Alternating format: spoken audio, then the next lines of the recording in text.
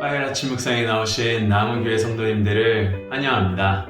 오늘도 아침에 하나님께서 주신 말씀을 통하여 우리가 하루를 살아갈 때 세상 속에서 그리스도인으로 살아갈 수 있는 힘을 주십니다.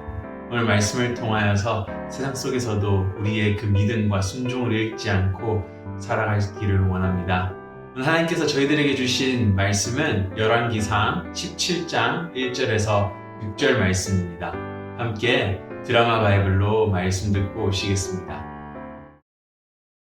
길르앗에 우거하는 자 중에 디셉 사람 엘리야가 아합에게 말하되, 내가 섬기는 이스라엘의 하나님 여호와께서 살아계심을 두고 맹세하노니 내 말이 없으면 수년 동안 비도 이슬도 있지 아니하리라. 여호와의 말씀이 엘리야에게 임하여 이르시되, 너는 여기서 떠나 동쪽으로 가서 요단 앞 그리 시냇가에 숨고 그 시냇물을 마시라. 내가 까마귀들에게 명령하여 거기서 너를 먹이게 하리라.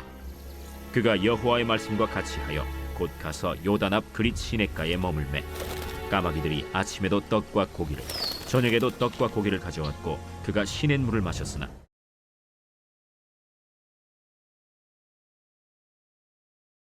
이번 주 아침 묵상은 열왕기상에 등장하는 엘리야의 삶을 통하여 우리가 함께 묵상했으면 좋겠습니다. 저희가 이번 주는 이렇게 엘리야의 삶을 하나씩 보면서 이렇게 묵상의 자리로 나아가기 원합니다.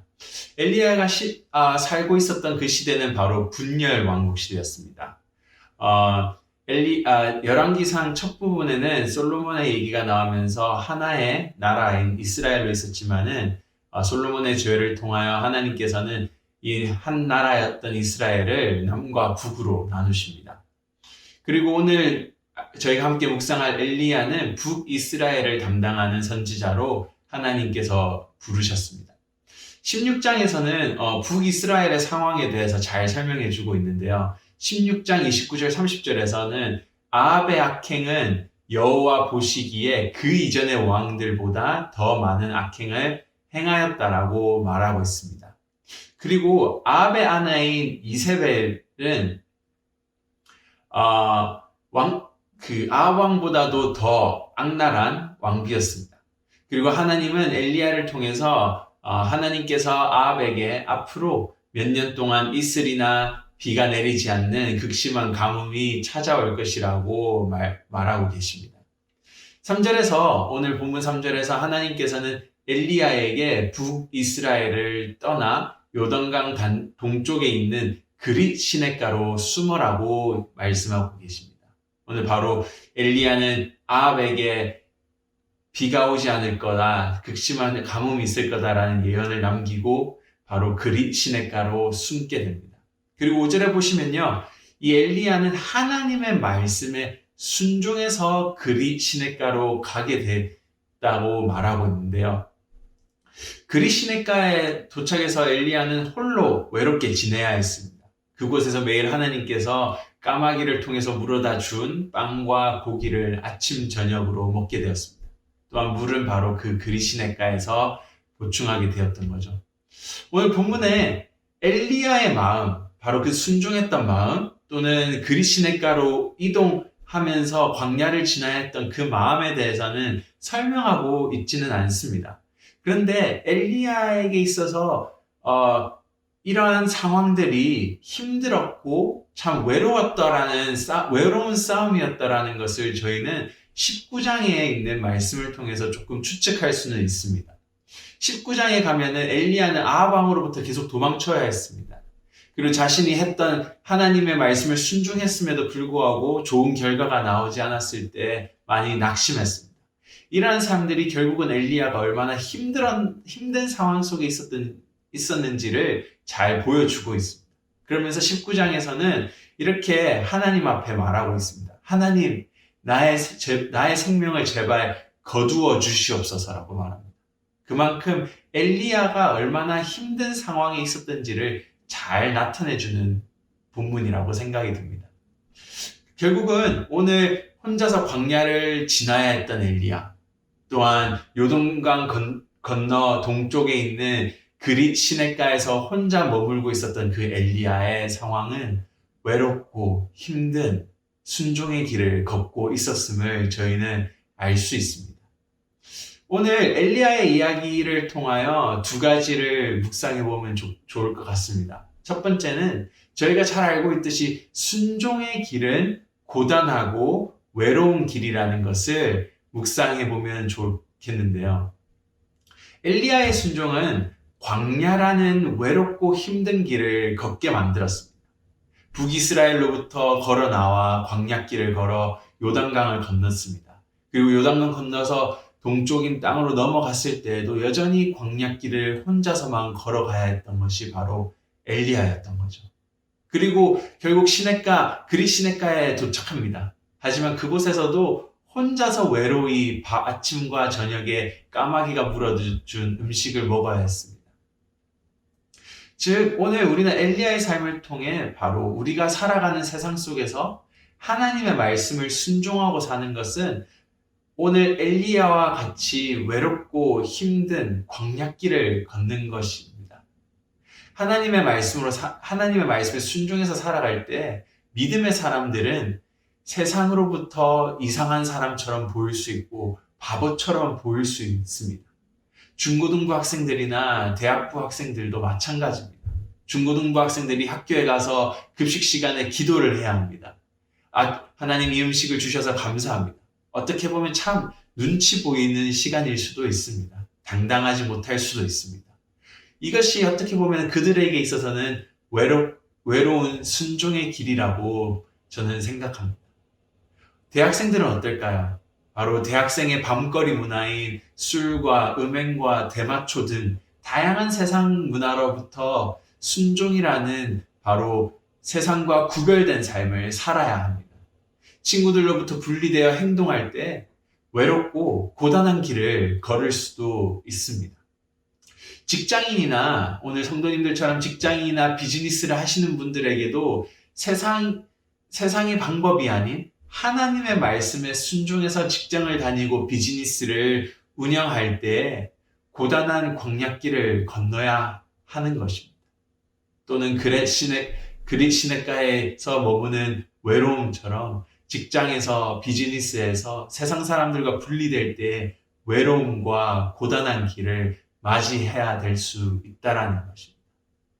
왜냐하면 우리의 믿음은 세상과 분별되어서 살아가는 것이기 때문이죠. 두 번째로 묵상하고 싶은 것은 바로 순종은 외롭고 힘든 길이지만 하나님의 보호하심과 인도하심이 있다라는 것입니다. 외로움 속에는 바로 반전이 숨어 있습니다. 오늘 저희는 하나님의 보호하심을 직접적으로 17장에서 볼 수 있습니다.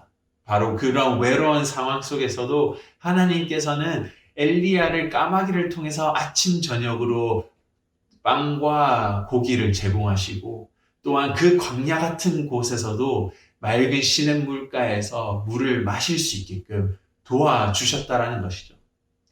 하지만은 이러한 직접적인 보호하심 말고도 바로 보이지 않는 보호하심이 존재하고 있었습니다. 17장에서 엘리야는 그 하나님의 보호하심을 발견하지 못했습니다. 하지만 18장에 가면서 엘리야는 자신이 보지 못한 하나님의 보호하심을 발견하게 되는데요. 엘리야가 다시 북이스라엘로 돌아오게 됩니다. 그리고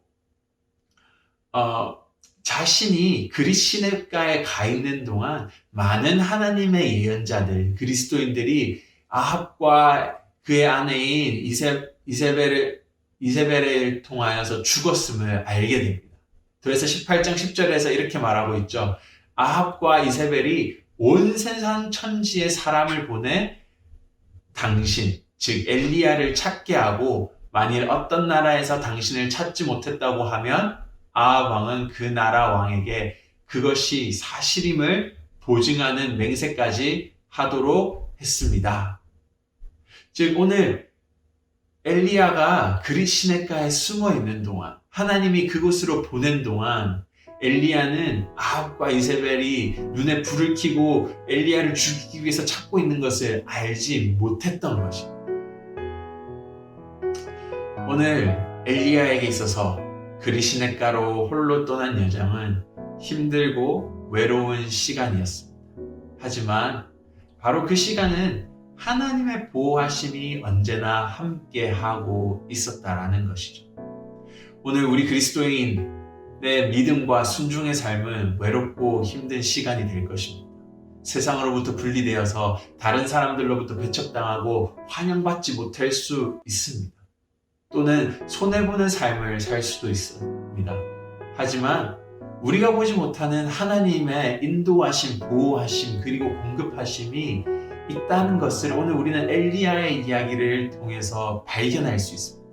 우리가 직접적으로 볼 수 있는 하나님의 도우심, 바로 까마귀가 빵과 고기와 또한 그리시는 물가에서 마실 수 있는 물이 보이는 그런 공급하심도 있지만은 오늘 엘리야가 알지 못했던 하나님의 보호하심이 오늘 우리 삶 속에도 여전히 존재하고 있습니다. 오늘 하루도 이 믿음을 가지고 말씀에 순종하며 믿음의 삶을 살아가기 원합니다. 하나님의 인도하심을 믿는 삶을 살아가는 것, 그분에게 순종하는 것, 그것이 바로 그리스도인의 삶입니다. 함께 기도하시겠습니다.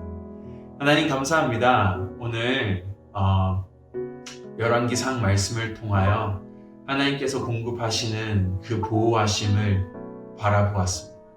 우리가 살아가는 삶 속에서 우리는 순종해야 되고 그 순종의 길을 걷다 보면 고난과 또한 배척당함과 홀로 서야 되는 상황들이 등장합니다. 외롭습니다. 하지만은 여전히 그곳에는 하나님이 우리와 함께 하시며 우리의 삶에 공급하시며 도우시는 분이심을 믿습니다. 또는 보이지 않을 수 있습니다. 하지만 오늘 엘리야가 보지 못했던 것처럼 하나님께서는 여전히 우리에게 가장 안전하고 가장 좋은 것들로 인도하시고 계심을 믿습니다. 그 믿음을 붙들고 오늘 하루도 말씀에 순종하며 그 말씀대로 살아갈 수 있는 우리의 삶이 될 수 있게 하나님 도와주시옵소서. 감사합니다. 예수님 이름으로 기도드립니다. 아멘.